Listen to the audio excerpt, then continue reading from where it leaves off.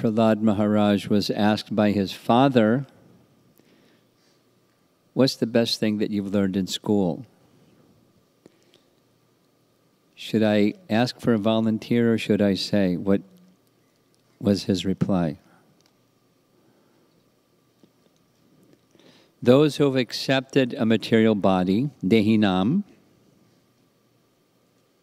I, and those who accept the material body to be themselves and the extensions of the body to be mine, I and mine,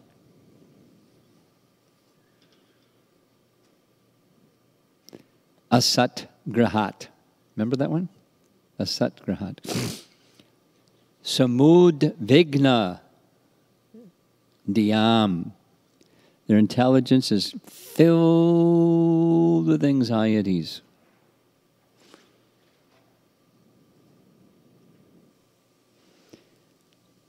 And that person should, they're like an individual that fell in a dark well, andakupam, where there's no water and only misery. Such a person should go to the forest, in Prabhupada's gloss, specifically Vrindavan, where Krishna consciousness is prevalent, and worship the Supreme Personality of Godhead. Now, the other instruction that we began hearing is a continuation of that. The audience is different. It's the teachers, Shanda and Amarka, and like their father, like Prahlad's father, they were also more than curious. They wanted to know how did you become an agent of the enemy? Friends and enemies. And how did your intelligence become polluted? So now comes the next teaching. Those who see friends and enemies, it's the result of what he said to his father. They've accepted a body, and the body is themselves, and the extensions of the body is theirs. I and mine. Asat grahat. So then you're in this realm of duality, and those that are in this realm of duality see friends and enemies. Us and them, I and mine. And then there's people that are somebody else's and somebody else's. But then we heard about the anupashataha and pandita samadarshana, and seeing with a spiritual conception doesn't mean we can't see differences on the material platform or even the spiritual platform. But the spiritual conception is you see that which is spiritual as spiritual. But if you don't see that, you'll see the temporary as all in all. And now we're going to hear what else happens. And let us just invoke our remembrance one more time, probably a few more times as we go along. These are specially appreciated teachings within the whole of Srimad Bhagavatam that teach the mood and the way of pure devotion. For those of us that are not yet pure devotees, these are very valuable instructions. As we said so many times this morning, small but really big.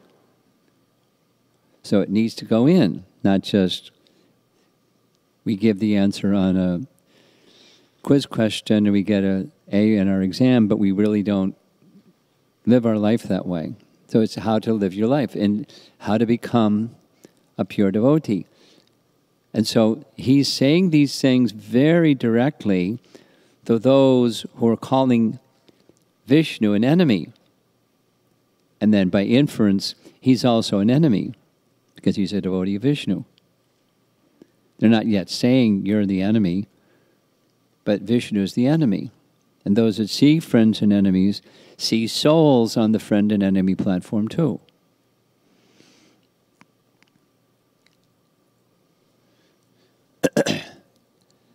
So here's the Sanskrit of the next text, and I made it color-coded to make it a little easier to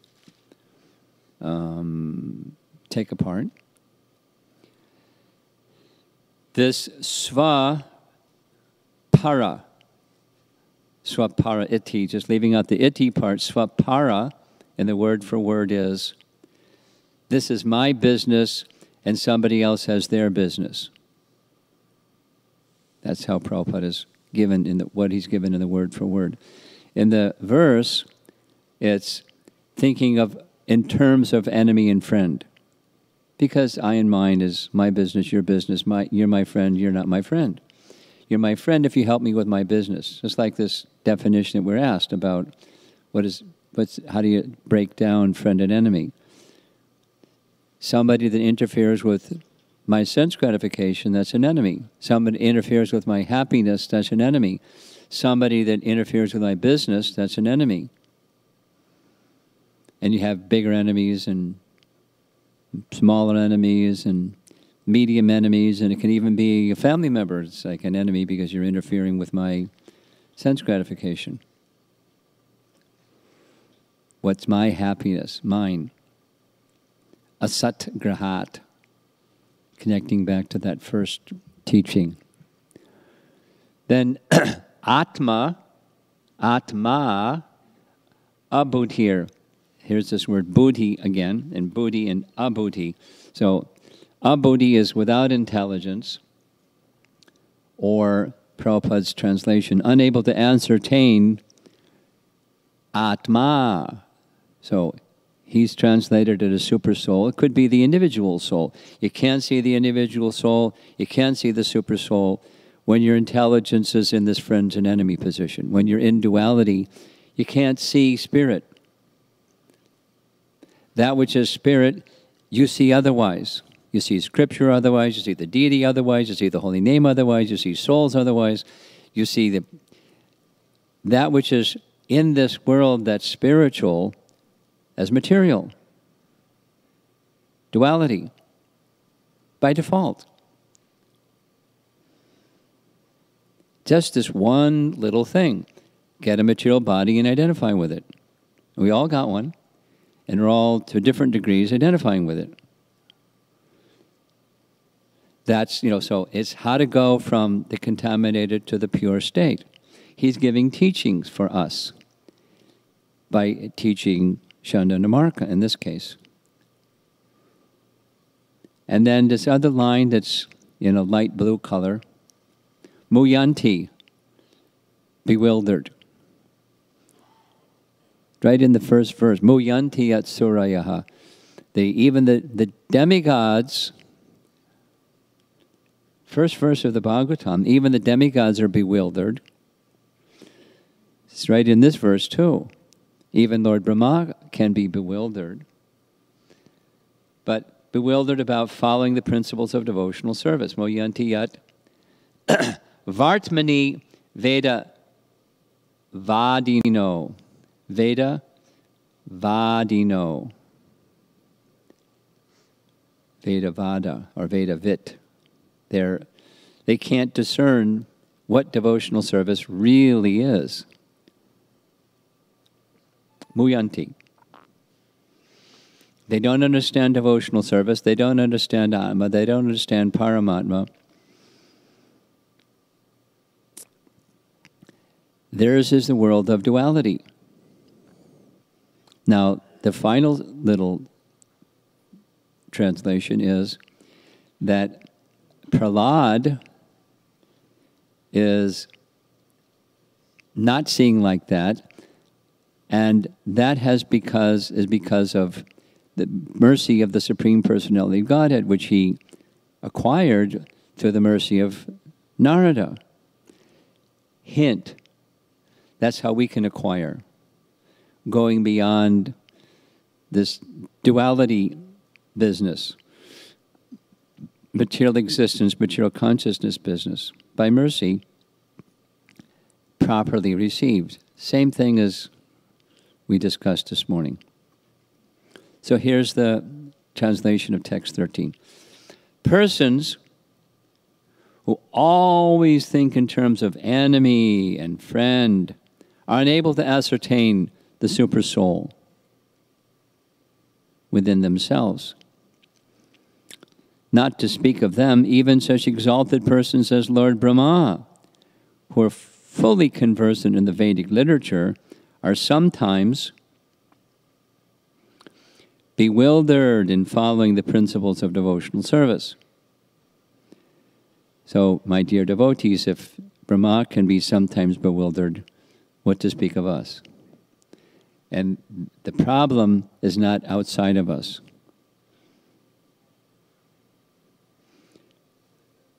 Now, speaking of himself, the same Supreme Personality of Godhead, who bewilders that group of people, has created this situation. Who has created the situation has certainly given me the intelligence to take the side of your so-called enemy.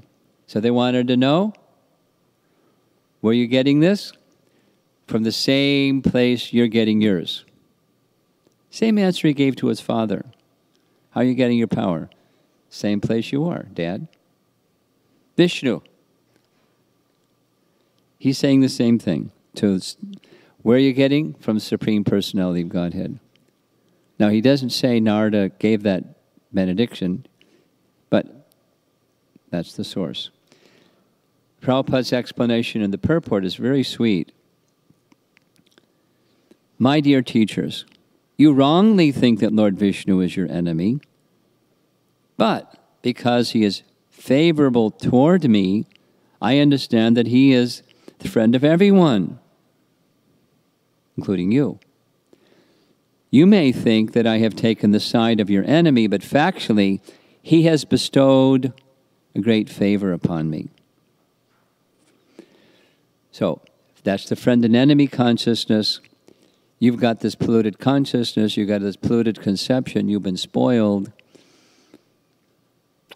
You're on the side of the enemy, but the reality, the spiritual reality is, a favor he has removed that illusion by the grace of Narada. He has removed that illusion because it's his Maya. This is in Queen Kunti's prayers.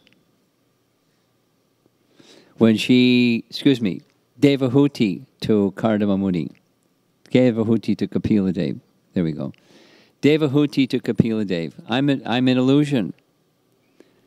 I'm thinking in terms of the bodily conception of life and family and attachment and all kinds of anxiety connected to that. And I know the philosophy, it's only Maya. But it's your Maya. You put it there. You can remove it. Please remove it. And he does so through instructions, and it gets removed. Because it's not just a magic wand, touch the magic wand, and Maya's gone. There's a relationship of hearing and then acting within what you've heard to connect with the source of what you're hearing, the personality of Godhead, ultimately. So he is, same as we heard, same super soul who puts the illusion person into illusion, the same super soul has given his favor to me. You consider him an enemy. I consider him very dear to me. And so he's given me this intelligence, and he's given you another kind, the friends and enemy intelligence. Then he uses this nice metaphor of a magnet and iron filings, or a magnet and iron. Oh, Brahmanas, as iron attracted by a magnet stone moves automatically toward the magnet, my consciousness, having been changed by his will, is attracted by Lord Vishnu, who carries a disc in his hand. Thus I have no independence. I'm spontaneous. You want to know how this come? I'm spontaneously attracted. Just like magnet and iron. And it's perfectly natural. We're going to hear more about that also. Perfectly natural for iron or iron filings to be attracted to a magnet. They don't have to think about it. Well, let me think about it. They're attracted to the magnet. And similarly, for living entities to be attracted toward Krishna is natural, not unnatural. The other is totally unnatural. It's a diseased condition. To have a fever is unnatural. To have normal temperature, that's natural. So the feverish condition of material existence has a natural solution. Bring your temperature to normal. Whatever is aggravating the body to the cause of fever, remove the aggravation and it becomes normal. It's normal, natural. We'll hear some more. Krishna, Prabhupada explains, Krishna means he who attracts everyone and everything. And he goes on to say, this natural attraction finds its perfection in Vrindavan. The flowers and fruits in the gardens, they're attracted to Krishna. The waves of the Jamuna River are attracted to Krishna.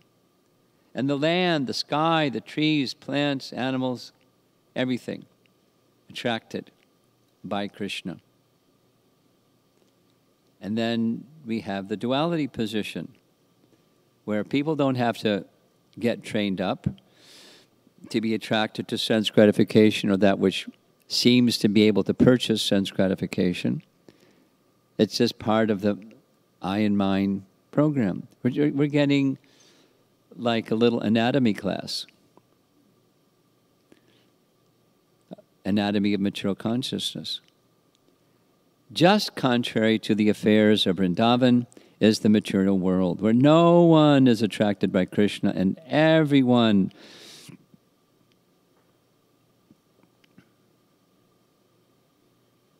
otherwise you wouldn't be here. Everyone's attracted by Maya.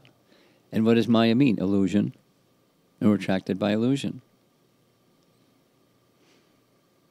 That's why we came here, because we're attracted by illusion, so we're given illusion. And we're chasing after it. Good image. Prabhupada very kindly speaks about the compassion of Prahlad. This Hiranyakashipu situation. Hiranyakashipu, his name means sense gratification. Gold and soft bedding. Kashipu. So he's, a big version, and there's smaller versions, tiny Hiranyakashipus, Prabhupada says, but attracted by women and money. And because that's an unnatural attraction, then their attraction for Krishna is absent. So, thus, purification is needed. So, the purification is coming. We'll hear it multiple times. It's particularly strong with his classmates. Now, remember, he's speaking to his teachers. But this material attraction needs to subside before the spiritual attraction can prevail. The clouds have to be moved before the brilliance and heat and light of the sun can shine through, although it's already shining. So some effort and some prayer, and anartha nivritti has to happen before Shuddha Bhakti can happen. So he's giving knowledge to don't take shelter of the temporary. This is part of the teachings of pure Bhakti, it's the whole section. Consciously, knowingly. Now, the Bhakti process helps us, but there must also be some conscious, knowing, sincere efforts in those directions. We make some effort in Krishna's mercy. Combination.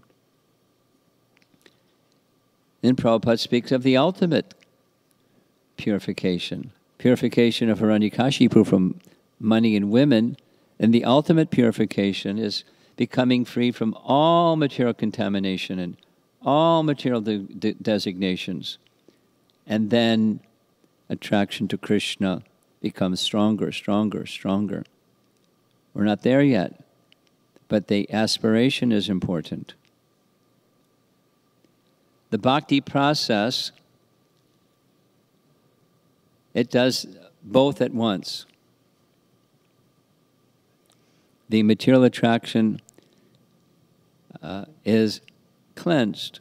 Cheta darpana marjanam, bhavamaha davagni nirvapanam. Then, shreya kairva chandrika vidharanam, vidya vadhu jivanam. So, the bhakti process does both. It decreases the fever of material existence and increases the natural condition, ultimately the natural attraction for Krishna. This dvandava, moha, Prabhupada makes reference to this verse in his purport. The duality of delusion subsides when one is situated in devotional service. And certainly something that helps devotional service is to be freed from sinful activity and to be engaged in proper activity. But that's not the essence. The essence is the bhakti principle, and when the bhakti principle is invoked, then the duality of delusion subsides.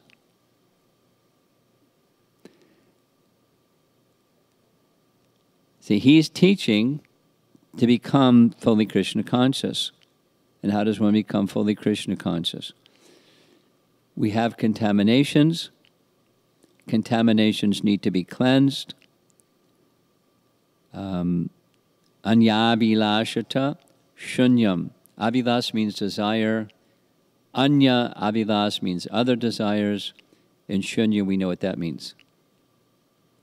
Buddhism. Means completely gone.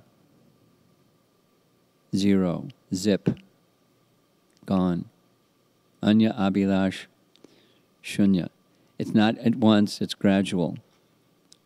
But that's the becoming Krishna conscious platform. So he's now given that reply. How did you get this contaminant? This is to Shandanmarka.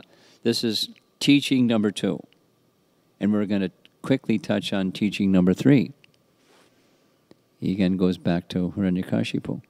So there's a series of verses where Shanda and Amarka are enraged by hearing Prahlad speaking. They haven't given up their friend-enemy picture of what's in front of them. Their student, Prahlad. And so they conclude, we have to use measure number 4. They make reference to what they were trying to teach Prahlad is, to rule, there's this and that and the other. And the last one is, you get a stick and you whack somebody. So they decided they were going to whack him until he submitted and gave up this polluted intelligence. Doesn't say whether they whacked him or not, but that was their mindset, just like intimidate him like anything. And they tried and they tried and they tried, and some time passed. And then after some time passed, Hiranyakashipu once again invited Prahlad to sit on his lap. And he's affectionate, Hiranyakashipu. He wanted to hear what Prahlad had learned since the last time he asked that question. My dear son, oh, long-lived one, how much time, for so much time you have heard many things from your teachers. Now, please repeat to me whatever you think is the best of that knowledge.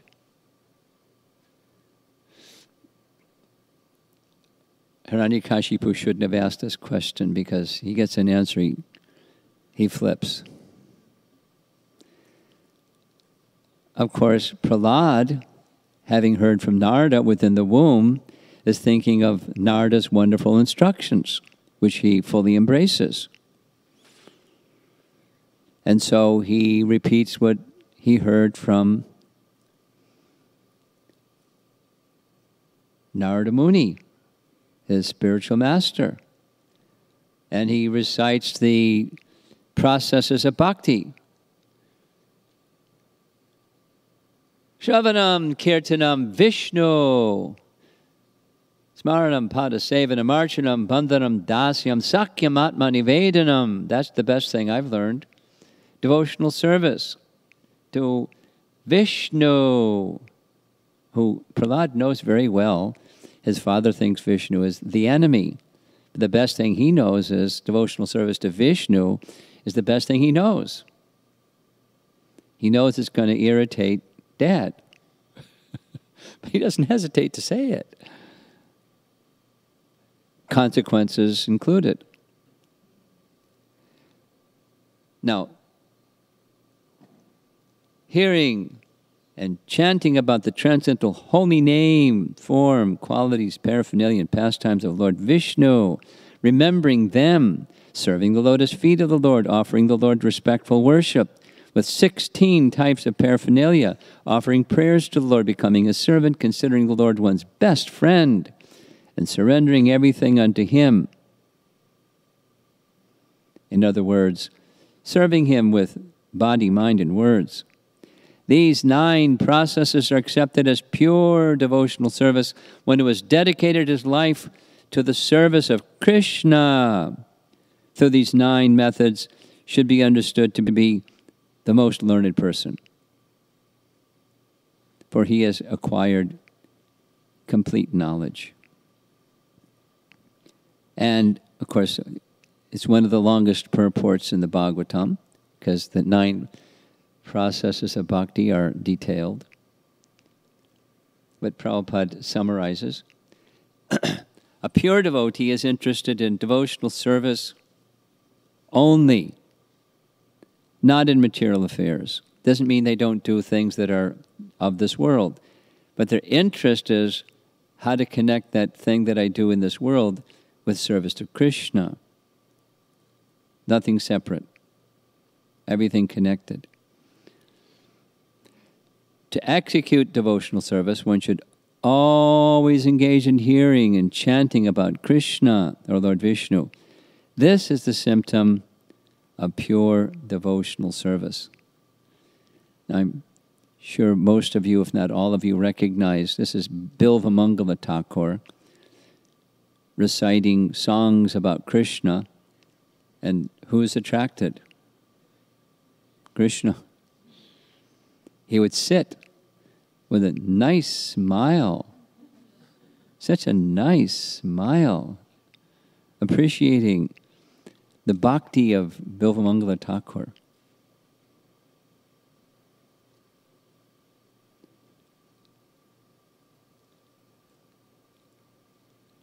The iti pungsarpita Vishnu, that's the second line of that verse.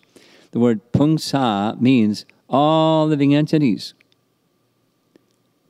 Who is eligible for devotional service? All living entities. Not just men, not just brahmanas, all living entities. Chaitanya Mahaprabhu expanded beyond the human form of life.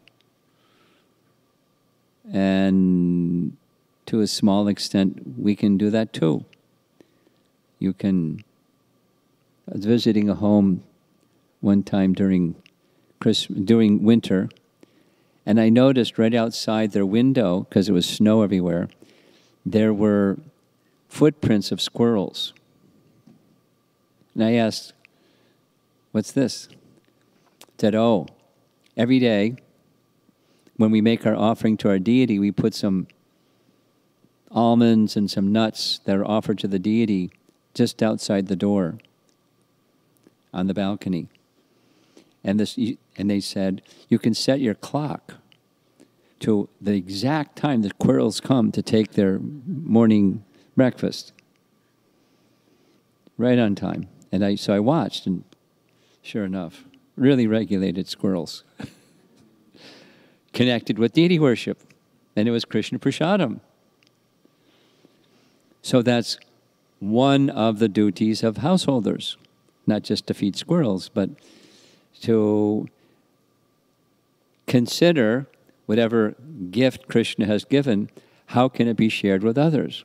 The best of all gifts is the gift of transcendental knowledge. But this gift of Krishna Prasadam is another very natural gift, far more so than just philanthropy and altruism and giving to the Red Cross or something like that. Some charity work. The gift of Krishna consciousness can go to other living entities, and then those other living entities are taking prasadam. And the tree that produced the almonds is getting some spiritual benefit because you offered the almonds to Krishna, and so forth.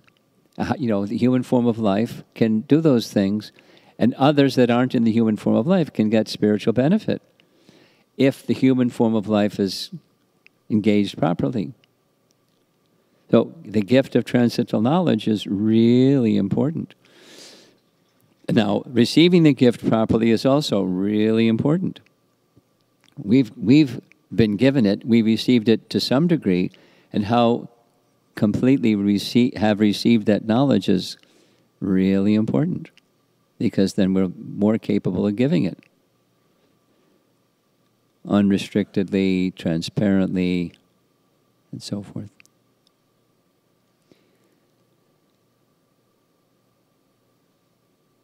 Bhagavatyada, that's another phrase in this second line. Bhagavatyada. One must directly offer everything to Vishnu, Prabhupada explains. Fruitive workers first perform some pious activity and then formally or officially offer the results to Vishnu, Karma Yoga. The real devotee, however, first offers his surrender to Krishna with body, mind, and words, and then uses his body, mind, and words for service to Krishna, as Krishna desires. Sometimes in Bhagavad Gita discussion groups, there's this question, what's the distinction between Karma Yoga, Bhakti Yoga? Here it is. There are other distinctions, but here's a really essential one. One of the primary motivations of those who are engaged in Karma Yoga is they don't want the implication of karma, even good karma, from doing pious activity. And so they do the pious activity, and then they offer the result to Vishnu because they don't want implication in karma. So it leads to liberation, but it doesn't lead to Krishna Loka. On the other hand, the subset, Bhakti, includes Karma Yoga plus. Yes? And what's that plus? Even before doing the activity, dedicate oneself, body, mind, and words, to service of Krishna, and then the rest follows the same. Everything belongs to Krishna. Small point, but quite major point. One should act for the satisfaction of Lord Vishnu, not for the satisfaction of his own senses. That is the meaning of the word adha, Bhagavati adha. So in his purport, Prabhupada is just expanding this really important verse. Now, I didn't take the time to go through the 9 processes of bhakti. It's just describing principles of bhakti.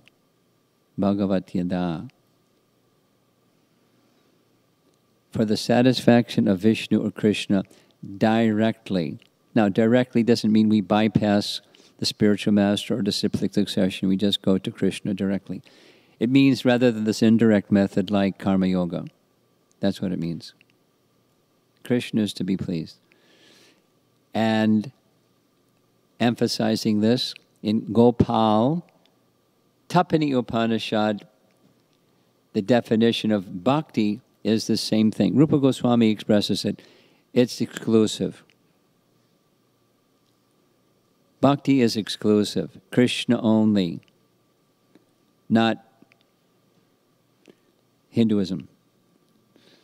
Om Jai Jagadisha Hare, and this one, that one, that one, that one, this one, Om Jai Jagadisha Hare. He's last in line. But Krishna only. And because you give to Krishna only, it's like you put water on the root of the tree, or you put food in the stomach, and it goes to all the parts of the tree, or all the limbs of the body. That's the system. And there's faith in that system. And one who follows that system with faith, that's bhakti. Bhagavat Yada.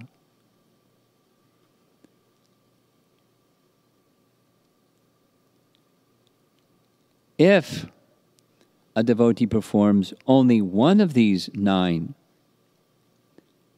without deviation, he can attain the mercy of Krishna. You want the mercy of Krishna? So engage in any one of the 9 processes without deviation, or any combination of them, or all of them, whatever your heart's desire. When a devotee executes any one of the 9 processes, this is sufficient, semicolon, the other 8 processes are included.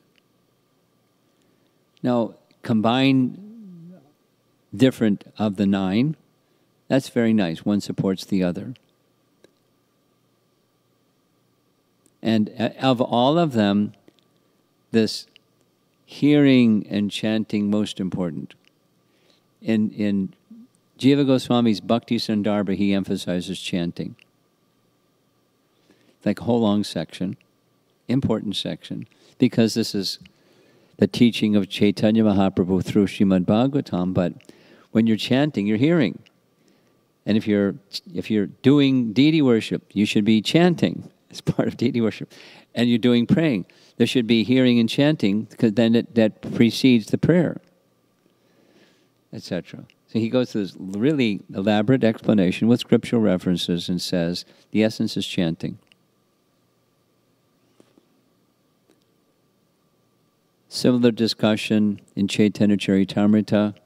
Sarvabhauma Bhattacharya asked Lord Chaitanya, of all the beneficial things mentioned in the scriptures that living entities are recommended to, is there one thing that's most important? Yes. Chanting the holy name. Chanting specifically the name, because within the name is everything. And then you can chant scripture, but that's just unpacking part of what's everything. So we do both. Not one or the other, we do both.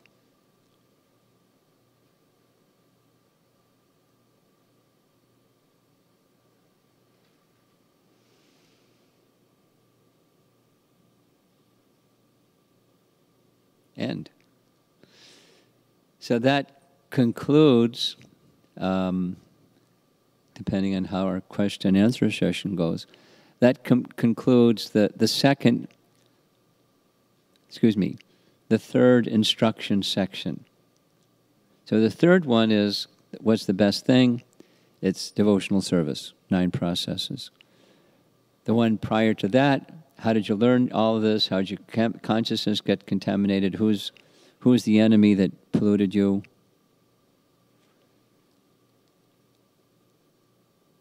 And super soul. The same person that's giving you your friend and enemy consciousness is giving me Krishna consciousness. That's where I got it. And my attraction for Krishna is natural, like iron to a magnet. And persons like you who are averse to Krishna, super soul is covered, you can't see anything. Anything that's spiritual you can't see. You see it as something material, like you're seeing me. But I'm very somehow blessed because I'm devoted to Vishnu, He's blessed me with this intelligence to not see friend and enemy, to be able to see super soul, to be able to see that which is spiritual as spiritual. And we both have the same master.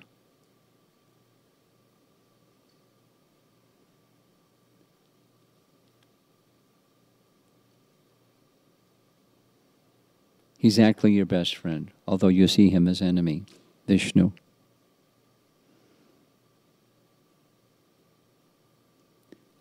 And then we already reviewed the very first instruction, Hiranyakashipu asking, what's the best thing you've learned?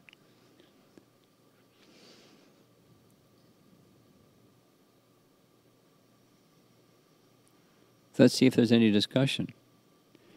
Now, I've been told there's a program that's been scheduled and publicized here. There's going to be a bhajan group coming in. Is that today? 11:30.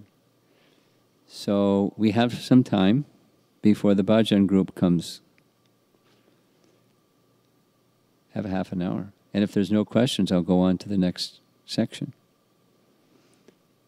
Questions? Yes. Here's the microphone. Thank you. Hare Krishna Maharaj.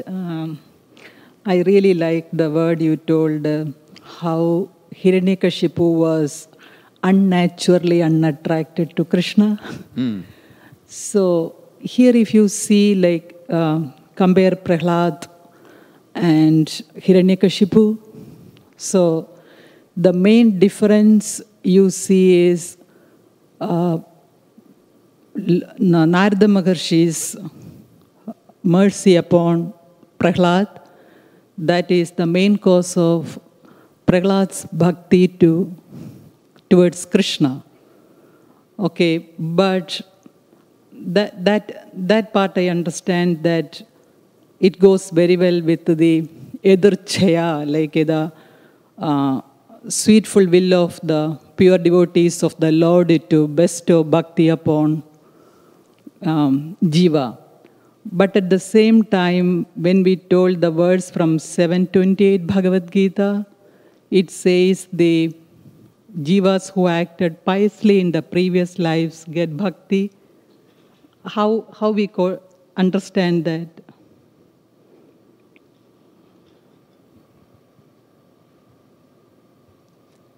Well, two things. I'm not sure. One thing is I'm not sure what your question is, but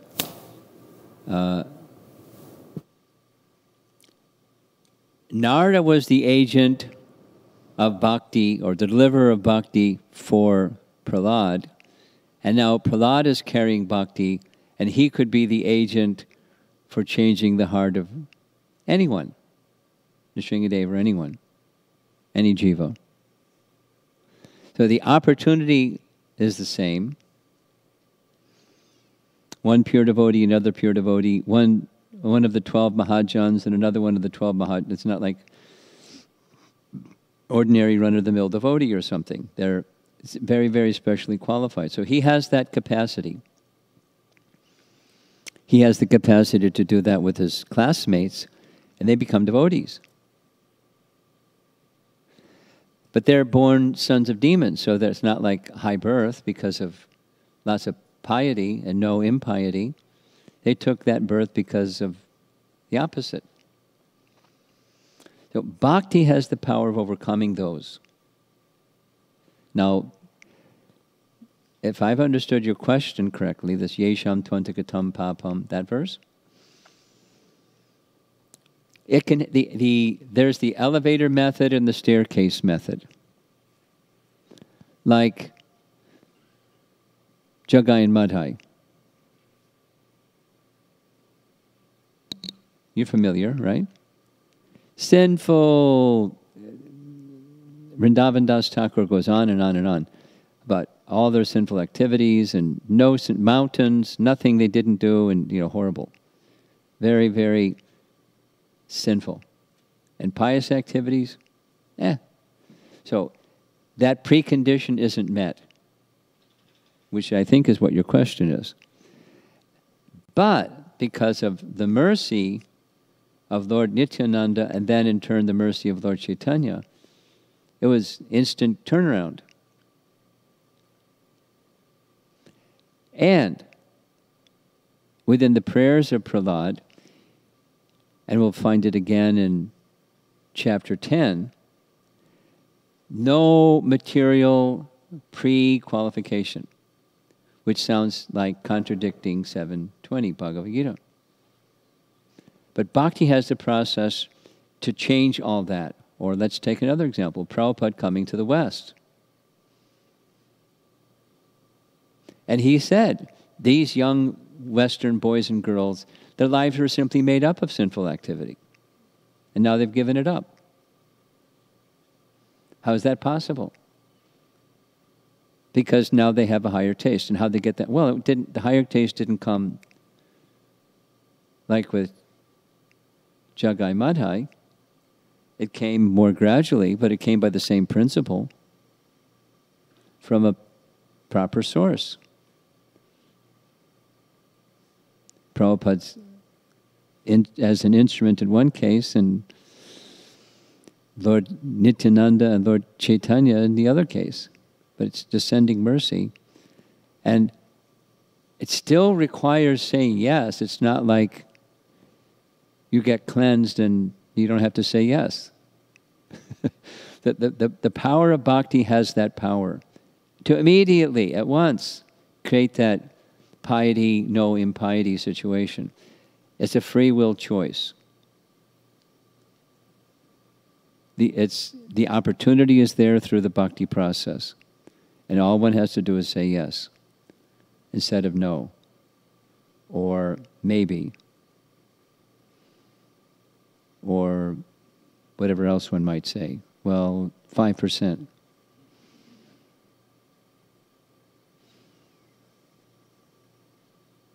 The potency is there within bhakti to create that first part of the precondition in chapter 7, verse 20. Okay?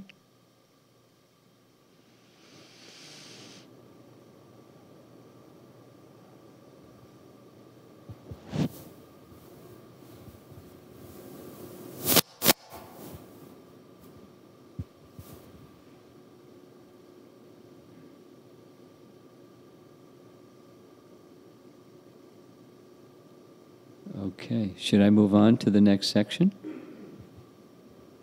You have something? You too have something.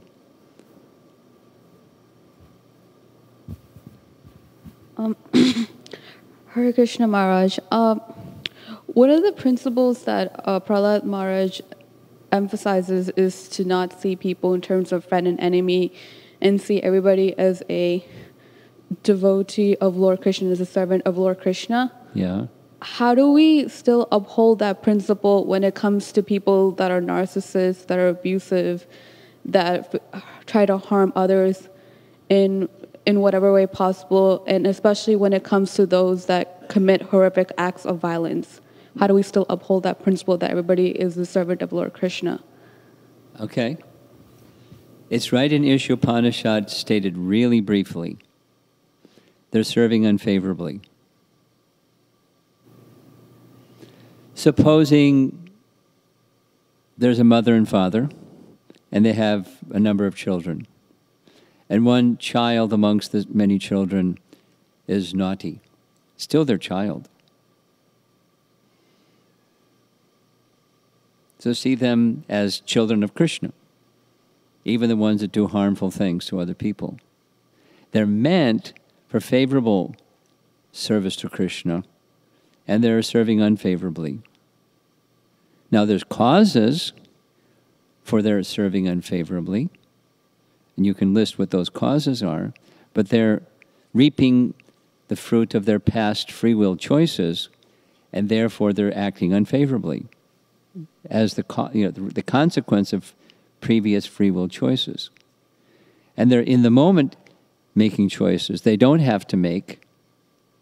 The negative ones they don't have to make. They could choose positive ones instead. So making present choices that are creating future bondage for themselves.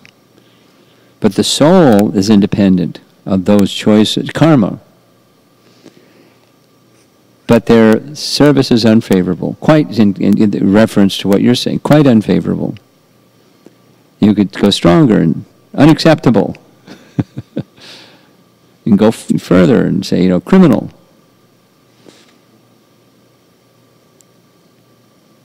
But they're servants of Krishna too. Unfavorable. Let's go back, one step back from they're servants of Krishna to the step that says they're spirit soul. They're certainly spirit soul. Then go back again this step further. They're constitutionally, souls are eternal servants of Krishna. Eternally. Even the ones that, do bad things. Eternally servants of Krishna. Serving unfavorably. So what's the cause? It's ignorance. Or you can say it's the consequence of their past free will choices, which is ignorance, if it's, in the dark side. So removal of ignorance is the solution. And it's not just, give them a elementary, immediate, whatever it's called, middle school and high school education, and they'll stop being bad people. Not just that education, that removal of ignorance. No harm with that, but it's not at all sufficient. And so how do you give people spiritual? That's the question of the whole Bhagavatam. One of the 6 questions of the whole Bhagavatam is how to eradicate the darkness of Kali Yuga, the light of the Bhagavad. And that's the answer given by Sutta Goswami. That's the conclusion given by Vyas. That's the conclusion of us. Now, to give people Srimad Bhagavatam, we may have to do other things, all kinds of other things. But that's the light. The goal is to bring that light into that place of darkness, is to get people to say yes to the Bhagavad and its message, and changing the lifestyle from ignorant one to illuminated one. But that's the medicine, that's the cure. So now back to your question. How do you see these people that are mean and harmful and hurting others as devotees of Krishna? See them as spirit soul. The constitutional position of the soul is Krishna's servant. They're just serving unfavorably due to ignorance, due to being contaminated. So therefore this language in this that was just covered, purification, is needed. And then, okay, how to do that? In this age of Kali, it starts with chanting. It may start with prasada before chanting, but it starts with chanting. That's where we want to go, and take people with us. It's not pushing; it's medicine. Okay. Yeah. Guru Maharaj, this was a question from Snehavali Mataji from Seattle. Okay. And she has a question that I think it was regarding the morning lecture you gave. Okay. The higher principle is that Krishna should be pleased. Yeah. But suppose we think a devotee, or not a devotee, like a person is offensive towards Krishna or the devotees, is it okay to engage that person in service if we engaging him in service or he doing service is leading to he making offenses? Depends. It depends. That's like we go on Harinam Sankirtan. We're engaging people in Krishna service. And some people are offensive. We engage them in service. We may may give other considerations. We may not engage in other kinds of service. We may not engage them in deity worship. We may, it depends. It depends. It depends. The answer is it depends. So we don't consider the person as you're offensive to the Supreme. Well, we have our intelligence that's making distinction. This may be offensive. Now, what's the best way to engage this offensive person? And maybe just keep a distance from them and pray for them. But, it depends on the person and our own capacity. Depends.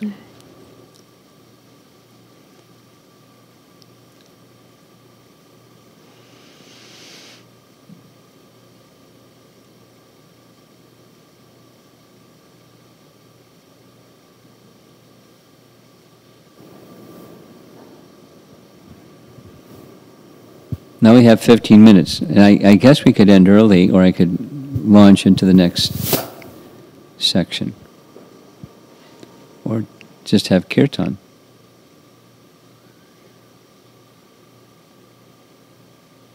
Yes, question over here.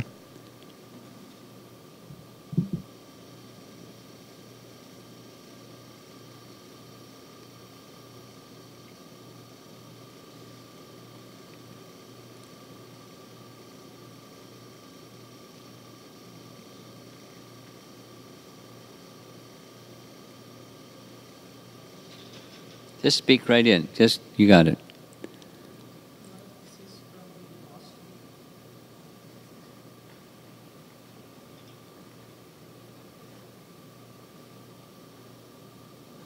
Sound?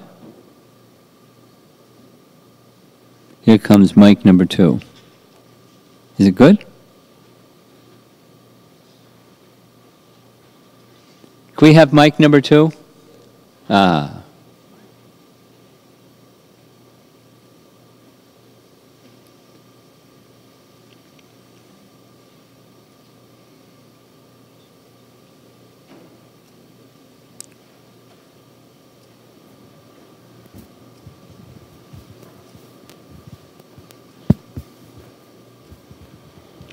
Whereas this is something I heard from you last week. Last week? Yes, Maharaj. Oh. You said that one point, like sometimes mercy can be bounced back as well. So could you? I was just wondering, like sometimes mercy is always merciful, but sometimes it will bounce back. We cannot receive the mercy which is flowing. Are you speaking of you're being given some mercy and it bounces back, or you're trying to extend something that looks like mercy and it bounces back, or what are you asking? What I'm asking is, sometimes it wonders me that mercy is always merciful, I can able to receive. But there are some situations, some people are so merciful, they want to give mercy, but because we also can put filter or something, we can bounce. We or somebody else? I'm not clear. I hope you're clear. Let me put this in more. So is that some mercy will bounce back? Mercy bounces back. Yeah. Could you explain what you mean by that? Mercy bounces back? It's not received? Yes, it's not received. A mercy signal is sent. The person doesn't receive it. Yes. That's the bouncing back of mercy. Yes. Okay. That's actually, it is possible, like what I was thinking that it's always... You don't receive it. Prahlad is giving mercy to his teachers and to Hiranyakashipu. It's not going in. They become angry.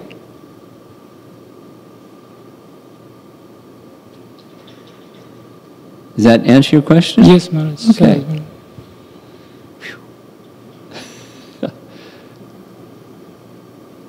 Okay, I think we won't go further. Just end a little early, and somebody wants to lead kirtan, please do so. And we'll meet again, what time? 5:30? 6:30? 6:30. 6:30. Srila Prabhupada ki jai.